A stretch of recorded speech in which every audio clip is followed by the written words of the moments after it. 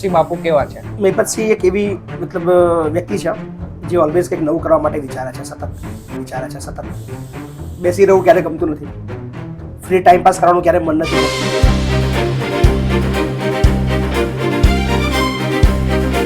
નમસ્કાર મિત્રો, મારું નામ પ્રથમ પ્રજાપતિ એટલે કે પ્રથમ ઇન યુકે. આજે હું વાત લાંબી નહીં કરું. આજે મારી જોડે ગેસ્ટમાં છે યુકેમાં મહિપતસિંહ ફાઉન્ડેશનના ફાઉન્ડર મહિપતસિંહ ચૌહાણભાઈ એટલે કે બાપુ પોતે.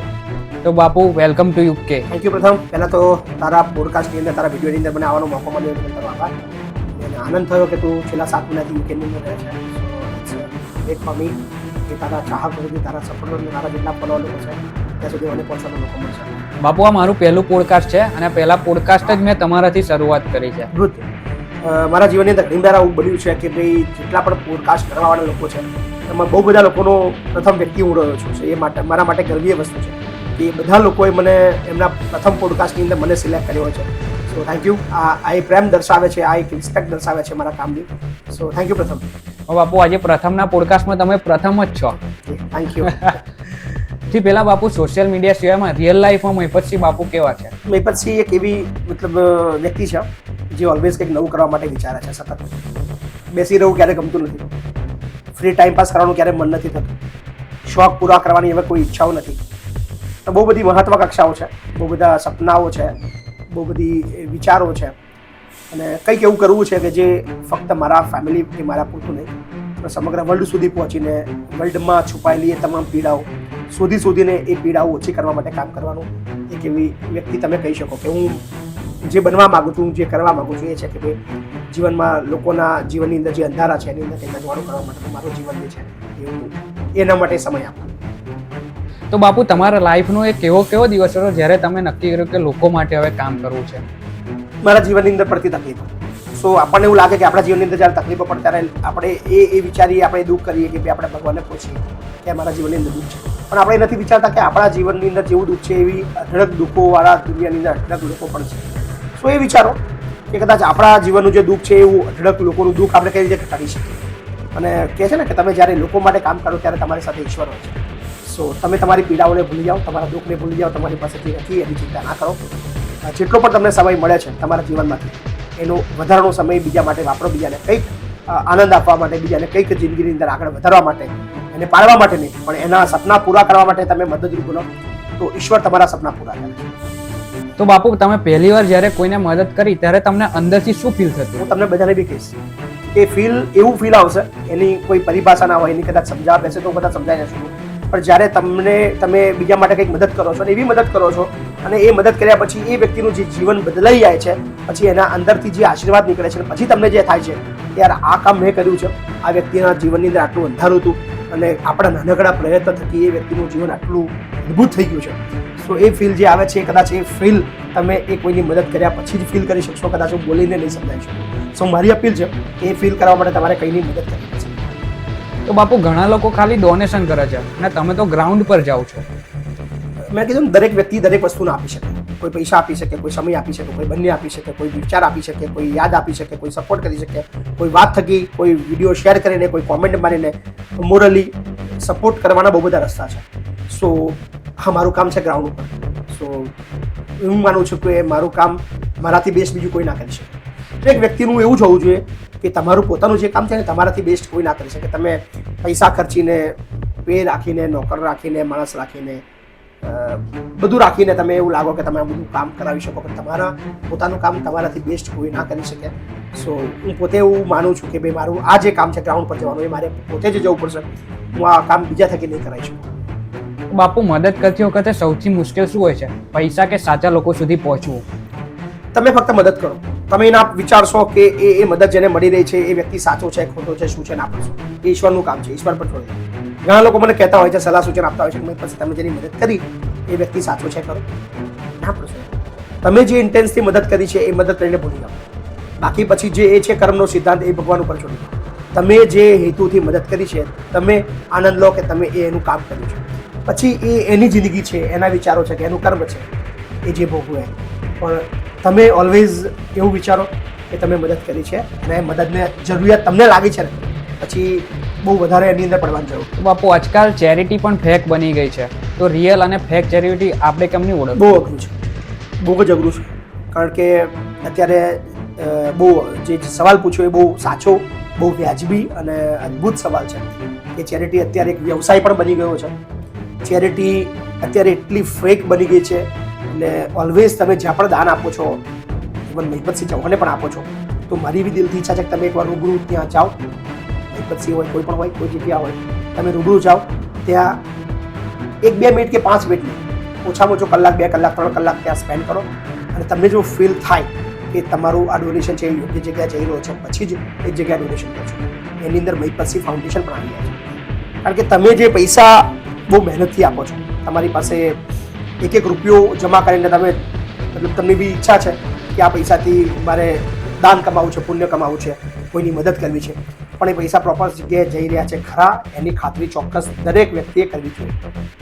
નહીતર જો તમારા આપેલા પૈસા એ ખોટી જગ્યાએ વપરાય તો એ પણ પાપ છે.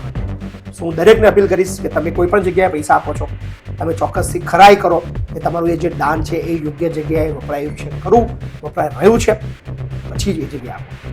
તો બાપુ હું યુકેમાં રહું છું, પણ યુકેથી ઘણા એવા એનઆરઆઈ લોકો છે જે ઇન્ડિયા મદદ કરવા માંગે છે, પણ પેલા ટ્રસ્ટ ઇસ્યુ હોય ને કે પૈસા ખાઈ જાય છે કે શું હોય છે. બિલકુલ. તો તમે એનઆરઆઈ લોકો માટે શું કહેવા માંગો છો બાપુ? એનઆરઆઈ લોકો જેટલા પણ છે એ ગુજરાત સાથે જોડાયેલા લોકો છે અને મેં જેમ કહ્યું એમ કે ગુજરાતની અંદર તમારા રિલેટિવ તો છે જ. તમે કોઈ પણ વ્યક્તિને તમે જ્યાં પૈસા આપવા માંગો છો ત્યાં તમારા કોઈ રિલેટિવને એકવાર પહેલાં ખરાઈ કરવા માટે મોકલો. જુઓ કે જે તમને બતાવવામાં આવે છે, કદાચ વિડીયો થકી અત્યારે એટલા બધા કન્ટેન્ટ તમને આવતા હોય છે, પણ એઆઈનો જમાનો છે. એઆઈની દુનિયાની અંદર બધું જ શક્ય છે. તમારા કોઈ રિલેટિવને ત્યાં મોકલો બધી જગ્યાએ, તમે કે આ જગ્યાએ પૈસા આપવા છે, એ જગ્યા ઓકે છે કે નહીં, પછી જ આપો. પૈસા આપવામાં ઉતાવળ ના કરશો. કદાચ તમે વિડીયો જોઈને તમને તરત દિલ ભરાઈ આવે, લાગણી થાય, પણ એ પણ જરૂરી છે કે તમારો એ પૈસો એ યોગ્ય જગ્યાએ, સટીક જગ્યાએ અને પ્રોપર જગ્યાએ પહોંચી રહ્યો છે કે નહીં એની ખાતરી કર્યા પછી જ આપજો. થોડો સમય લેજો, અથવા તમે ઇન્ડિયા જ્યારે આવો ત્યારે તમે રૂબરૂ જઈને જોઈને એ આપો, એ કદાચ વધારે બેટર રહેશે. તો બાપુ આજના જે યુવાનો હોય છે એ બધા પૈસા પાછળ દોડે છે. પ્રપોઝ એ નથી કે પૈસા શું છે, પણ એક લાઈનમાં એવી એડવાઇસ આલો કે આનું શું કરવું જોઈએ?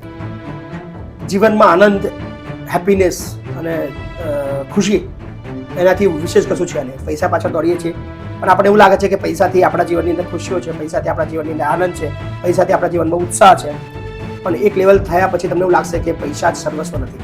ઠીક છે, પૈસા જરૂરી છે પણ સર્વસ્વ નથી. સો તમારા જીવનની અંદર જે પણ મુમેન્ટ છે, જે પણ સમય છે, એ તમારા જીવનને આનંદ બનાવવા માટે, ઉત્સાહ રાખવા માટે, હેપીનેસ માટે વાપરજો, ફક્ત ને ફક્ત પૈસા માટે નહીં. પૈસો કદાચ તમને થોડીક ક્ષણ માટે એ આનંદ ઉત્સાહ આપશે, પણ જે રિયલ ખુશી જે છે ને એ તમારા મનની જે ઈચ્છાઓ છે. અને હું તો એવું માનું છું કે પૈસા કરતાં વધારે તમને જે વ્યક્તિ ગમે છે, તમે જે વ્યક્તિ થકી ખુશ રહો છો અને એ વ્યક્તિ સાથે વિતાવવાનો સમય એ જીવનની સૌથી મોટી મૂડી છે એવું માનું છું. સો પૈસા જ સર્વસ્વ નથી. ચોક્કસ પૈસા જરૂરી છે, પણ પૈસા ફક્ત પૈસા પાછળ નહીં, તમારા જીવનના જે આનંદના પળો છે એની પાછળ પણ સમય આપો. બાપુ એક ક્વિક કે ફેમ કે પેસ તમે ચૂઝ કરો? આ મતલબ કોઈ એવું છે નહીં કે ભાઈ ફેમ કે પીસ એવું ના કહી શકાય, પણ જીવનની અંદર મેં કહ્યું કે ભાઈ મનની શાંતિથી વધારે કશું છે નહીં. તમે કોણ છો ઇટ ડઝન્ટ મેટર. તમે દુનિયાની અંદર અઢળક સેલિબ્રિટી તમે જુઓ જેને આખું વર્લ્ડ ઓળખે છે, પણ શું એમના જીવનમાં શાંતિ છે ખરી? શું એ મહત્વનું છે? તો બાપુ મની કે રિસ્પેક્ટ? યાર પૈસા છે પણ જો રિસ્પેક્ટ નથી, કારણ કે તમે આખી જિંદગી મની પાછળ દોડો છો, પછી એ મની એટલા માટે ખર્ચો કે તમને લોકો રિસ્પેક્ટ આપે. સો ઓલવેઝ રિસ્પેક્ટ પાછળ દોડો, મની ઓટોમેટિક આવશે. હા, 100%. બાપુ રીચ કે યુઝફુલ? તમે બીજાને મદદ થાવ. યાર પૈસાવાળા તો બહુ બધા છે, પૈસા બહુ બધા લોકો પાછળ છે, પણ જીવનની અંદર બીજાને હેલ્પ કરવાની જે મજા છે ને એનાથી વિશેષ છે. બાપુ મહિપતસિંહ બાપુનો લાઈફનો રૂલ શું છે? સાચા માટે બોલો, સાચા માટે લડો. જ્યાં પીડિત દેખાય, જ્યાં તકલીફવાળો દેખાય, જ્યાં એવું લાગે કે તમારે નાનકડી મદદથી આ વ્યક્તિનું જીવન બદલાઈ શકે છે, સો વગર બોલાય, વગર આમંત્રણે એને હેલ્પ કરો. આ વસ્તુ તો બાપુનું મેં જોયું છે, કારણ કે હું બાપુના સાઈડનો છું, જે વર્ષોથી ચાલી રહ્યું છે આ બધું, તો કે બાપુ સાચા માટે હંમેશા લડ્યા જ છે એમ. મહિપતસિંહ ફાઉન્ડેશનનું ડ્રીમ શું છે બાપુ? આખા વર્લ્ડની અંદર કોઈ પણ વ્યક્તિ જે એકલભાઈ રોડ પર જિંદગી જીવે છે એવું રોડ પર ના દેખાય. આ વિશ્વની અંદર કે ભાઈ આખા વર્લ્ડની અંદર હું ફક્ત ગુજરાત માટે ફક્ત ભારત માટેની વાત નથી કરતો.